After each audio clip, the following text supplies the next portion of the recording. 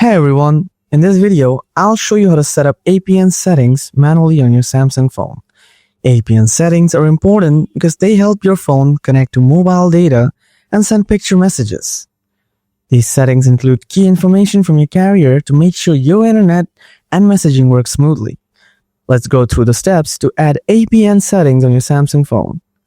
Open Settings, tap Connections, then tap Mobile Networks.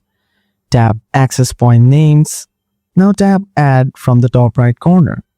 Fill in the required APN details provided by your SIM company. Suppose I'm gonna set APN for a USA SIM card.